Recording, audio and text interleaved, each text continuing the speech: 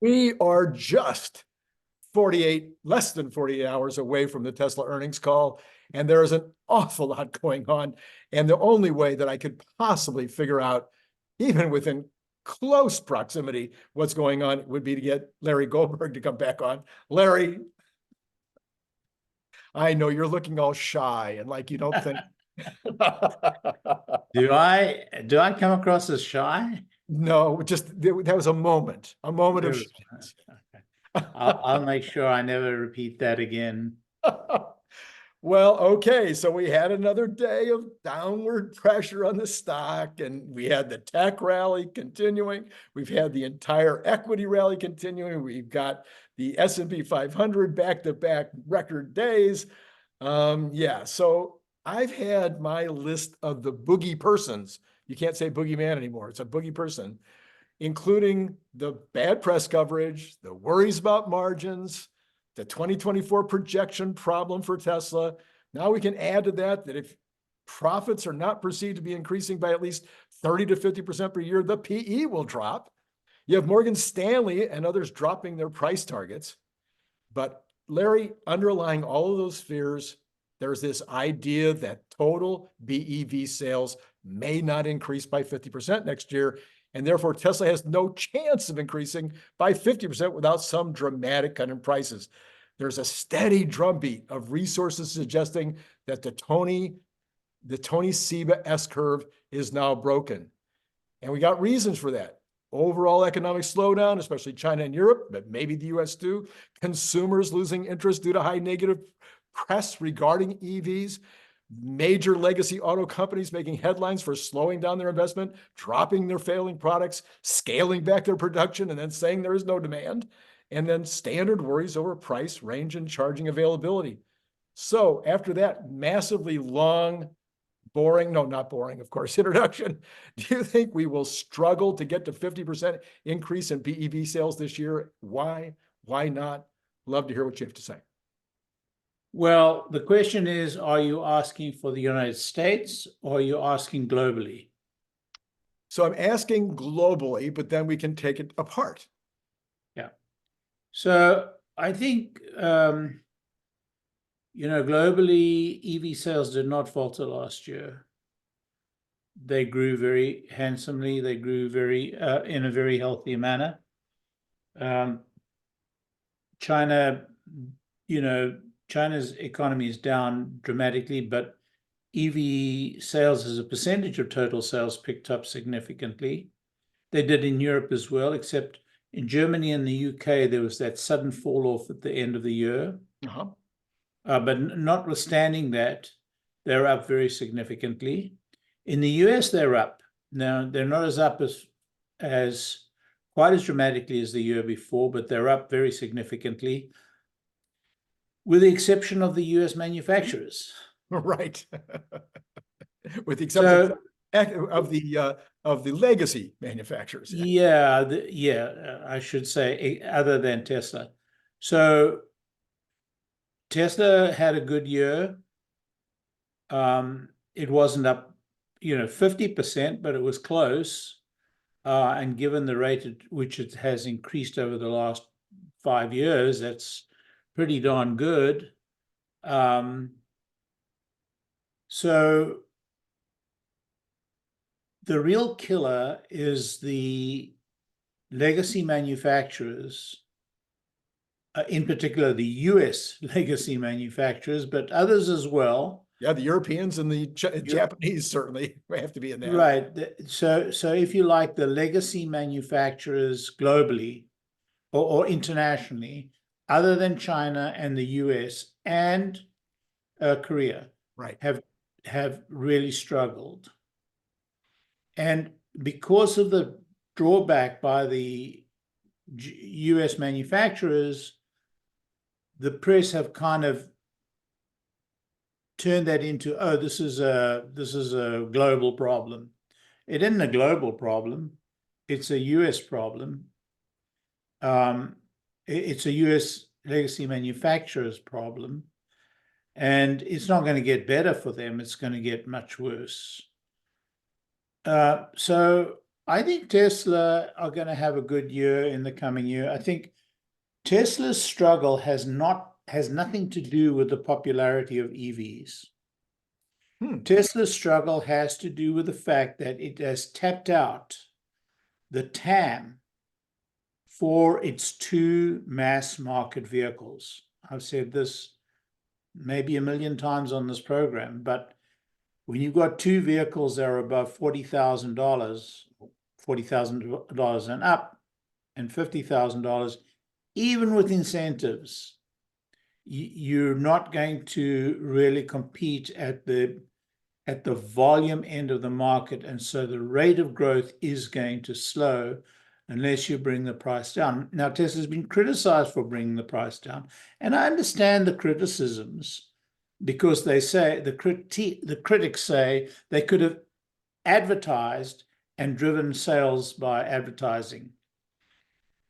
I think in this case, while I fully agree that they should be advertising, but I think in this case, they're wrong on the analysis, because Tesla have had to bring the price of the two mass market vehicles they have on the market down to levels that can sustain these volumes, while they are bringing their next-gen car and their Cybertruck into the, these huge factories that they have. So no, I don't think Tesla's, I don't think EVs are going down in volume. I think Tesla's not going down in volume. I think Tesla is continuing to grow. I mean, it's continuing to grow by more than all its competitors put together in the US. It's continuing to grow by very healthy amounts even in Europe, despite the problem in Germany in that last month due to expiring credits, and in the UK. And it had a fantastic end of the year, or fantastic year generally in China. I think it's going to have another great year in China. We'll see the numbers this weekend for this week, and from now on we'll really need to track that very carefully. So I think that this is the typical FUD. Every year it's something. Every month it's a new thing. It's just another great opportunity. Now it's going to impact the share price, and I think that the quarter end and earnings are going to have impact on the share price, and you know that yourself, and that's going to be a big issue for us. So I kind of took a look at this situation with this specific idea in mind, that the press and the legacy automotive folks have basically taken this opinion that BEV sales are not going to continue to grow at 50% a year, maybe only grow at 20% next year or something like that. And I looked at that and I thought, okay, what would be the other side? What would be the reasons why that they may not be taking into consideration that even in the US, now, you know about my theory about the Midwest. I don't even include that, okay? I think that's a given that the Midwest has the most opportunity for growth. But take that out of the picture for a bit. So the number one reason would be, I think, that consumers will slowly but surely become aware of price parity, which is basically where we are right now. An outside third-party company said that it's the BEVs are now $1,800 more than their equivalent ICE car. I think that's probably fine. Maybe it's less, maybe it's more, but it's close enough to where I think as the word gets out, people, yes, advertising would help, but even without advertising, word of mouth does work. So I'm thinking that maybe as the year goes along, the idea that you can buy a Tesla for $32,000 or whatever, I think that'll start to bleed into this number.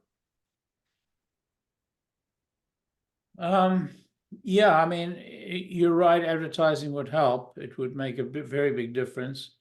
I think if you drop price, you should be advertising simultaneously. I don't think it's an either or. I think it's a both. I disagree with people about, their negative attitude towards the advertising. But I think because, the car is unaffordable to people below a certain level, and there's just that many buyers below that certain level that are far in advance, far more people below that level than above that level. So, I mean, we know this for a fact. And if you're looking for volume, now, if we were looking for revenue at lower volume and keeping the factories empty, that would have been a different story. That wasn't the plan. Or hasn't been the plan. It may have had some sense to it. I don't know. But, I think we're a year away from actually being able to sell and deliver the next gen car. And I'm excited for that. And I think that it'll be accompanied by a lot of publicity. I think the Cybertruck sales are going fine. I think that we'll see those come. I still believe there's going to be a 2.4 million year, notwithstanding the rest of the opinions. But, I could be wrong. But I think there'll certainly be, it's very interesting to hear what Tesla says about all of this in the call. If they say anything at all, other than, the usual. So, but zeroing in specifically on the idea, not about Tesla themselves, but that the more BEVs that sell, you and I had this conversation, I think 2 weeks ago, or it might have been last week, where you said if the overall market in the US increases by 700,000 BEVs, if there's a market for those 700,000, that Tesla's the only one that can fill that market in the US because they have capacity, at least in Austin for sure. They might have some capacity left in Fremont. So well, they are freeing up capacity for Fremont. I don't know if you saw today. no. But yeah, they have changed the export plan, and Fremont, which has been exporting to Korea, is being replaced by Shanghai, will now export to Korea. Oh, okay. And that'll free up some there. All right. Yep. All right. So I'm still looking for these likely things that are going to happen in the next 12 months that could mean that we do stay on a 50% course, specifically in the United States. So another one of those would be, I've been watching the football games, Larry. There's a lot of ads for BEVs. Even as the legacy guys get out of the business, there's still a lot of ads for BEVs on television, which even though they're not Tesla, they're still going to always make people think about the possibility of buying an electric vehicle. Well, we're singing the same song and nobody's listening. Okay. Nobody at Tesla is listening. I get it. I mean, let's advertise, let's market the hell out of the BEVs because there's a lot. I mean, just so much FUD about electric vehicles. The line of cars at the ice stop. No, New York there was a picture of cars in New York lined up this morning. And, I have heard, I mean, this FUD really works. I have to say, it really. I hear from my friends, are you okay in the cold? I mean, it's amazing how effective it is. Absolutely. And and Elon just says, well, if you make a great product, they will come. Well, they may come, but if you made a lot of enemies, they are going to put, blocks up on the way, and you need to remove those blocks. And what we're talking about is getting the word out. So it's an issue, huge issue. Another thing that should help sales next year, again, of all BEVs and of all autos, would be interest rates coming down. So whatever the economy does this year, pretty much we're assured that by June and maybe May, maybe March, interest rates will start coming down. The Fed's interest rates will come down. We've already seen, of course, interest rates come down pretty dramatically since October. So that should help overall BEV sales as well. Yeah, well, the bad news is that, I think there's going to be a recession and interest rates are going to plummet. I think the Fed's going to find itself caught short, and rates are going to plummet. But then you've got, the jeopardy of people running out of money. I mean, this recession is not necessarily going to be driven by the average consumer, so maybe they'll still spend on Mhm. cars. I don't know. I mean, it's hard to tell. Well, and then we've got the Cybertruck halo effect. You mentioned the Cybertruck earlier, but that should be a halo effect. That should be getting the idea of, again, electric vehicles as well as Tesla into the mind of more consumers. And in this case, it might be impacting more of that flyover country where a truck is a bigger deal. Yeah. Yeah, start seeing Cybertrucks, in the Midwest round about the second quarter, Uh-huh. because it's taking a while, Yeah, I and the know. That's why volumes you are. don't have yours yet, right? No, I don't. I don't have a VIN yet. So, and I expect it any day now because people around my number are coming up. Nothing's been delivered to North Carolina yet, and the furthest east I think they've got to is Michigan, maybe Michigan, Mm. and that may be a little bit of a questionable. I don't know if that's real. So, but I've seen Arizona, so it depends on what they're going to do about shipping out and so on and so forth. So I think it's going to take at least a quarter, but possibly 2 quarters before that really impacts demand. Okay. All right.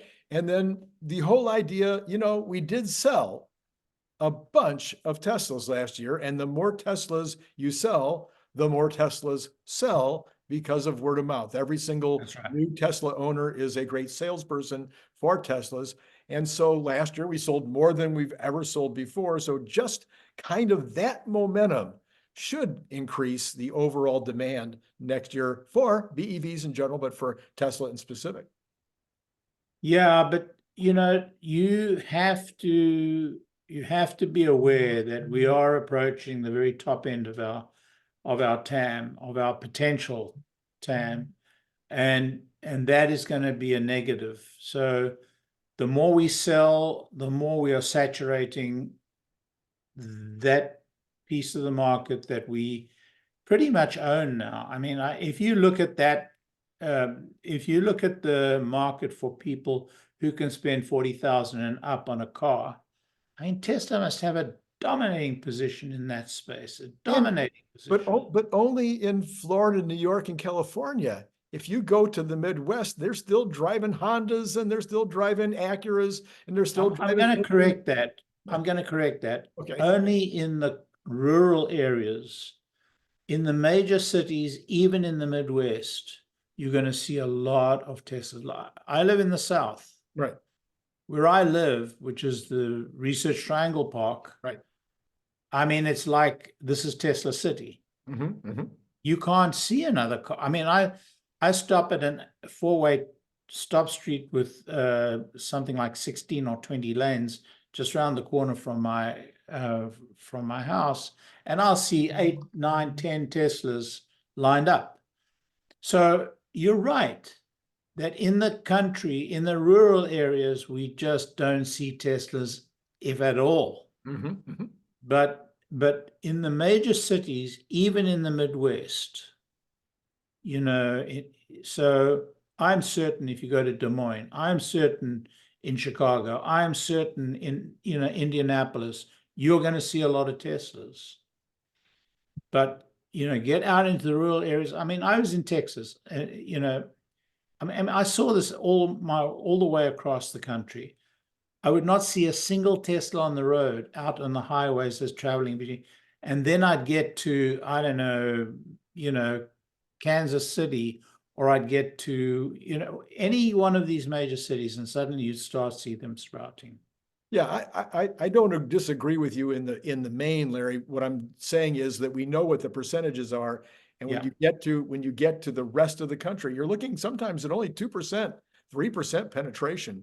So in those situations, you have, whether it's rural, whether it's city, the overall penetration is not there, and the Acuras and the and the Lexus and the rest of these cars are selling just fine in those territories. Those are the ones that we have to grab. Those are that's where the opportunity lies. The vehicles that are selling in those areas are trucks. Well, There is a huge majority of trucks in those areas, and for good reason. I mean, it's truck country. well, we had another piece of good news overnight, Larry. This one has been getting a lot of attention all day long. FSD 12.2.1, no, 2.2, I think it was. I forget now. FSD 12 started. No, it was 1.2. 1.2 started rolling out at least to a few folks. And so far, the reports I've seen seem really super positive. Have you seen different? Yeah. I saw 3 different videos. Very impressive. Very impressive. I saw a lot of chatter about how do they get it to stop at a stop street to a complete halt, given that nobody else stops at a stop street.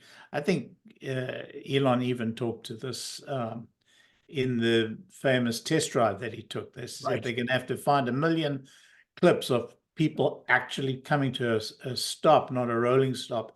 But what's interesting is that in that video, the action at the stop street seems so natural. It did come to a stop, that's true, but right now, with my version of 11.xxx, it comes to a dead halt and then takes forever to get started again. But when you look at, these videos, it came to a halt, but then, smoothly took off again, which is fine. I mean, I don't think anybody can really complain about that. It's not natural, but, the law's the law, blah, blah, blah.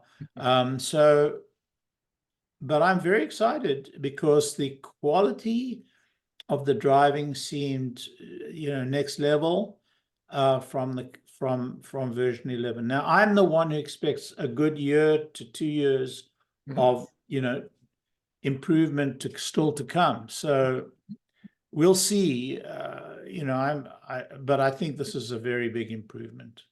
So we have the earnings call coming up on Wednesday, and in that I saw that you were on earlier today on another channel. Somebody's called Herbert, I don't know, some guy, and you were giving your list of questions that you'd like to see answered. Rather than just repeat that, I've noted that the community seems to be kind of coalescing about one big question for Wednesday, and that's the status of 46A batteries. And how are they progressing? And are there any big stops? Anything really in the way of getting fully up to 100 gigawatt hours? Is that your number? That's my number one. It has been for a while. Is that your number one, or do you have something else? Well, I platooned them to the whole issue of Cybertruck, next gen, and the batteries are kind of a component of that. Of both, yes. So I'm more interested in the end product rather than the components. And, I read the interview of the guy from Panasonic and his discussion of batteries that he's going to be able to supply from his Kansas City factory and from Giga Nevada. And, people said, oh, they've canceled the factory. Well, they never canceled the factory. They just never took up their option in Oklahoma, I think. Oklahoma, right. But he's going gangbusters. Look, we know that they took version 1 of the 4680s off the three lines, and they're rolling line 1 into line 1 to 4. And we know that they're building another 4 lines on the next level. Right. So I'm convinced, fool that I am, I'm convinced that the 4680 battery is just, the usual community angst. Yes. I don't have any angst. When Tesla tell me that they will have the batteries necessary, I believe them. All right. Okay. They're going gangbusters in getting the production line ready for the next gen, they're going gangbusters. I mean, the rate at which they're putting that equipment, they're not holding up for anything. They must have fixed their engineering plan now for it, their production plan, and they're past engineering. They're implementing. They're going gangbusters in building out the Cybertrucks. Really, I think it's going as fast as they could possibly absorb those batteries. I did note that they were buying battery components in China, according to some rumors, and that's fine because that their factories, their component factories, battery component factories, factory is not up yet, or factories. Right. So, when Tesla tell me not to worry, I don't worry. So I am really focused on production of the Cybertruck and how that's going. Right. And I would wish they would give me a date for when they think they're going to start introducing the next gen. Gen 3. So I'm hoping that Elon tells us in his long rambling that we will have an announcement on next gen or Gen 3, whatever you want to call it, in the third or fourth quarter. That's what I'm hoping for. My prediction is June, but I did just kind of pull that out of the air anyway. So the biggest deal I think on Wednesday will be two things, and that will be margins and guidance. I think you've probably mentioned some of your theories with regard to margins and guidance, but as we're only 2 days away, have you changed your mind? Where are you right now? Do you think we are going to beat on margins? Do you think we're going to be at least at 2.2 on guidance? Close to 2.2, plus or minus 5%, which is quite a lot. That is in a that lot. range. Yeah, that'd be 2.1. That could be as low as 2.1, almost 2.1, and as high as 2.3.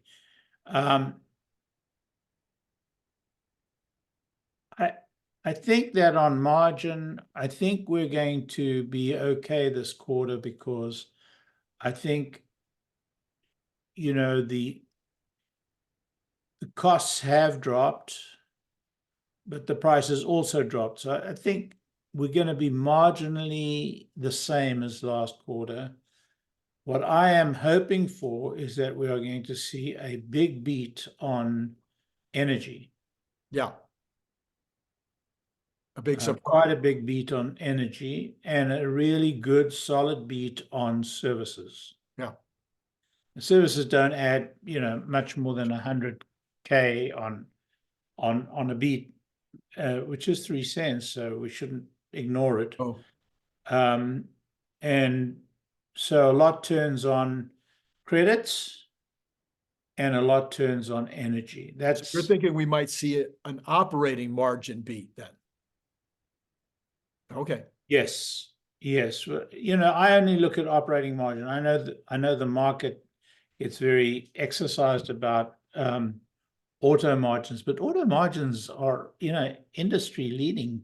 Yeah, or at least equal. Industry leading, and people are, down on it. Well, we were earning 27% and people were trying to normalize that. That's crazy. Yeah. No car company has ever achieved that. I mean, no mass market car company has ever achieved that for lengthy periods of time. Yeah, now if you add in FSD someday when it's complete, sure you can get those margins, but not until that happens. I don't even know if we'll see those margins then. Really? Wow. Okay. I mean, do you want a 4 million? Do you want a 20 million car company and earn those margins? I don't think you're going to get it. I think you're going to get, at the 20 million mark, I think you're going to be awfully lucky to earn 15% with FSD included. Wow. Okay. So what about directionality on those subjects? What about, will they give us cost of goods directionality? Will they give us margin directionality? Will they give us operating margin? Because they've given us operating margin directionality in the past. Do you think they'll do it this time? I think operating margin rather than order margin directionality they'll give us. Traditionally they've always said, it's going to be in this order. It's going to be roughly this order. I don't think they're going to say much more than that. We've got a CFO that's in his second call above. I haven't got a sense yet of him. I don't think he's got a sense yet of the job. We'll get a sense of his confidence level at this call.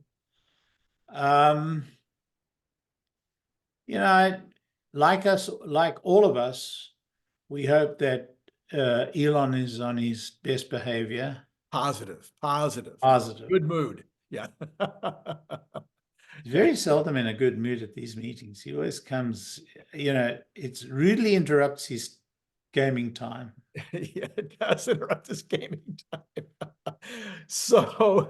So do you think that a miss on margins or on guidance or on operating margins is now baked in with this dramatic drop over the last few weeks?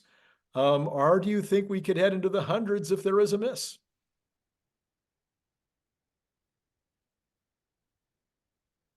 I think the stock could go up or down or stay the same. Thanks, Larry. Thank you very much. I know you. Look, I often try and make a cheap buck around Yes. around these times. Some people sell, sell options. I kind of buy option. I don't know why. It's a cheap buck. It's really not worth the game. I think we will see a drift down. I think it may actually penetrate the 200 mark. If there's a miss. If there's even if it's if there's a miss, it depends what we were missing, because this sucker is moving around now. It won't settle down, but I guess it'll settle down tomorrow. We'll see what the company compiled numbers are. Right. But if they're like below 72, I think we're going to be okay. Okay. All right. I've got us at 72, 73, but I've been too optimistic for like 2 or 3 quarters in a row now. Because the slide in margins has been consistently larger than I've had it. So we'll see. All right. And by the way, this is a good time to say Larry will be joining me Wednesday after the earnings call. He will be the one helping me at that point to understand what the heck just happened. So now let's turn to the broader market, Larry. Okay. The markets started up early this morning and then they continued up after the leading indicators came out, the index of leading indicators. So it was kind of an interesting leading indicators because there was bad news. It was down again for the 19th month in a row, but it was not down as much as the market thought it was going to be down. It was only down 0.1%. So that was, here's what Market Watch had to say. The numbers, the leading indicators of the U.S. economy fell in December for the 21st month in a row, but a widely predicted recession still appears no closer than when the long losing streak first began. The leading index slid 0.1% last month. It's the smallest decline since this stretch began in March of 2022. Economists had expected a 0.3% drop. Key details. 6 of the 10 indicators in the survey were positive in December, which is a big improvement compared to prior months. The 2 other times the index was negative for longer, even longer than 22 months, that would be 1973 to 75 and 2007 to 2009, a recession took place. Oh, really? No kidding. Yet the economy has not followed the usual pattern since the 2020 pandemic. Death, taxes, and a decline in leading indicators, the 3rd longest streak of monthly declines in a row on record. So the leading index is a gauge designed to show whether the economy is getting better or worse. The report is published by the Conference Board. Big picture, the economy has continued to expand through a period of high inflation, rising interest rates orchestrated by the Federal Reserve to get prices back under control. The U.S. grew at a rapid 4.9% annual pace in the third quarter, and gross domestic product is estimated to have expanded by almost 2% in the recently added fourth quarter. Economists are split on whether a recession is likely, but if the Federal Reserve cuts interest rates this year, it could help the U.S. to avert a downturn. Central bank officials have signaled they are probably done raising rates. Looking ahead, finally, overall, we expect, this is the Conference Board's prediction, overall, we expect GDP growth to turn negative in the second and third quarters of 2024, but begin to recover late in the year, said their senior manager. So what do you think about all that, Larry?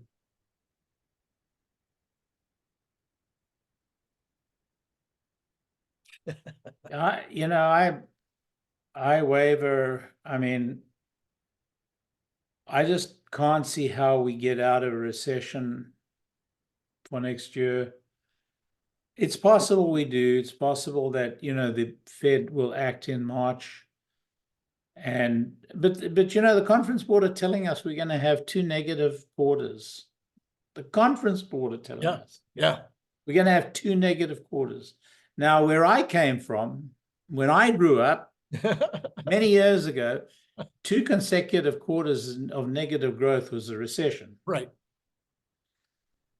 They've redefined that away. And so we, kind of missed some recessions as a result. But I mean, I just,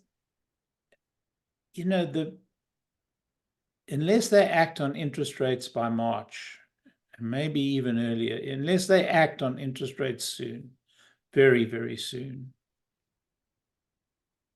I just can't see. I mean, everything's skidding down. I mean, it's not like, look, profits are up. There's no doubt about it. And, we've got a rocky start. This earnings season has been a rocky start. Hasn't been great, but there are only a few companies reported so far. About 20%, Larry. Wow. Yeah, 20% have reported, 85% have beat, but that's a little bit low. Yeah. Compared to normal. Mm-hmm. They haven't been great. Right. They haven't been great. I mean, well, there's been some big misses, like especially in the banks. And but I think we'll know a lot more by the end of this week.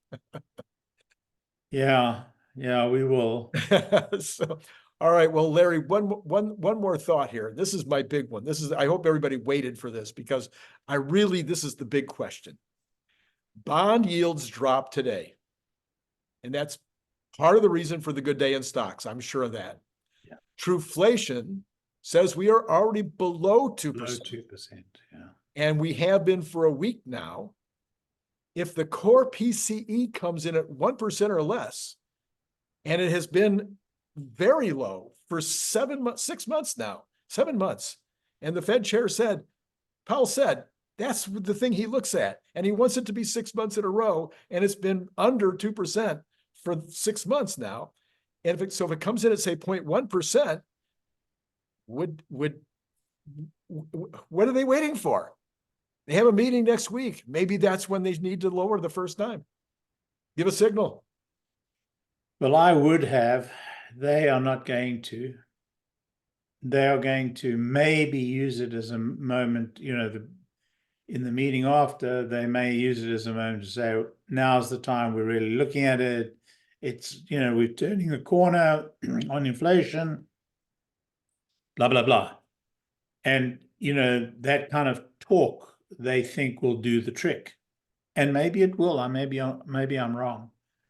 But the way I see it, by the time they sit down in March, I think we will be in recession. So Powell said that the worst thing they could do would be to miss this inflationary downtrend and get below 2%. Well, he's talking about his measure of 2%. Okay. So, we'll only see that in March. I see. All right.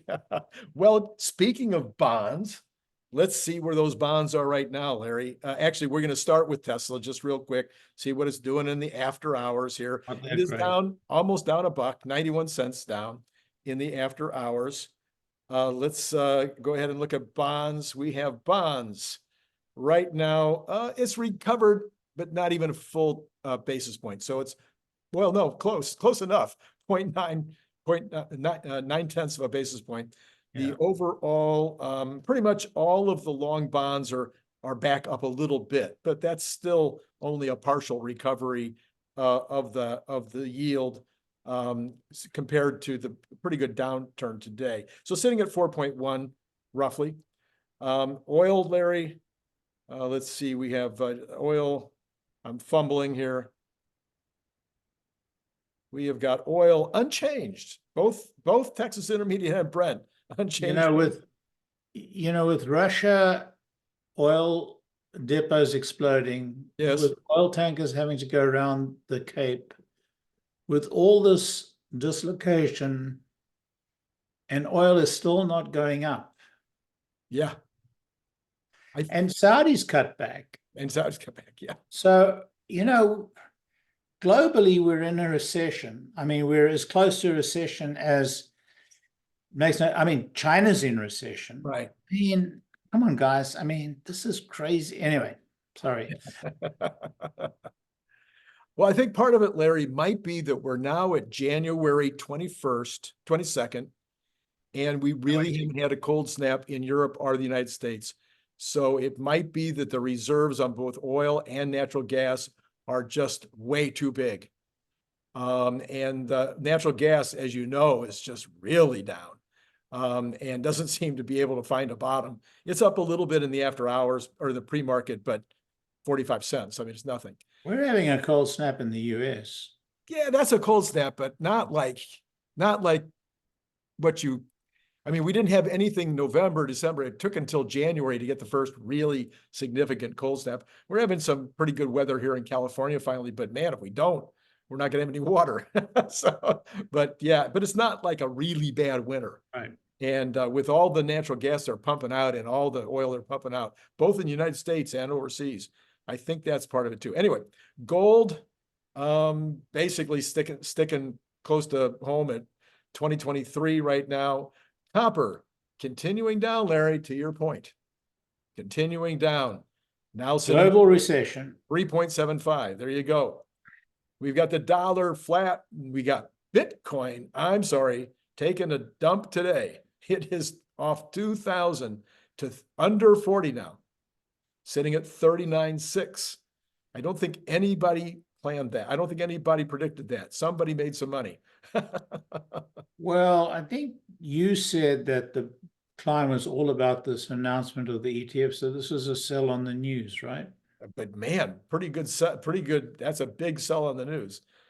Yeah, but Bitcoin is terribly sensitive, to Yes. changes in flow. Yes. All right. And then here's what we got for the futures. We got basically the easiest way to say this, Larry, is unchanged. There's not much action going. S&P is actually unchanged, Dow down this much and NASDAQ up this much. So not much directionality for tomorrow. Hard call to see what we might be looking at tomorrow, except I do continue to believe Tesla will continue to sell off, or if the markets are up a lot, maybe Tesla will have a little bit of recovery, a little bit of folks buying in. But I think until we get those numbers on Wednesday, there's not going to be any opportunity for Tesla to advance. Yeah, I think, we've discussed this fall in Tesla to be, partially people recalculating down because they see the margins are going to be low for the volumes and margins. They think margins and volumes are going to be low for the year. But I think it's also FUD. And I think there's no telling what FUD is in the works for, around about the time of the meeting. So if you really do believe that that there are people who plan these things, and apparently there are, you have to think there's some stuff still in the works. So yeah, they're sitting there ready to pounce if the numbers are good, huh? Well, I want to say to the audience that you might be on Optimus overload. Do you notice we didn't mention Optimus one time? But Brian White and I did have an amazing debate earlier today about the current status of the bot business. And then when is it going to become real? When are they really going to have bots in the factories? Brian and I have very different ideas about that. I'll leave a card for that show right here. Larry, as always, a thrill a minute to have you on board. Looking forward to having you come on with me on Wednesday night and take a look at what that really happened. I won't be able to sleep between now and then. I'm so excited. It comes around every 3 months. So, if you miss this one, there'll be another. All right, Larry. And to everybody out there, it has been great talking to you.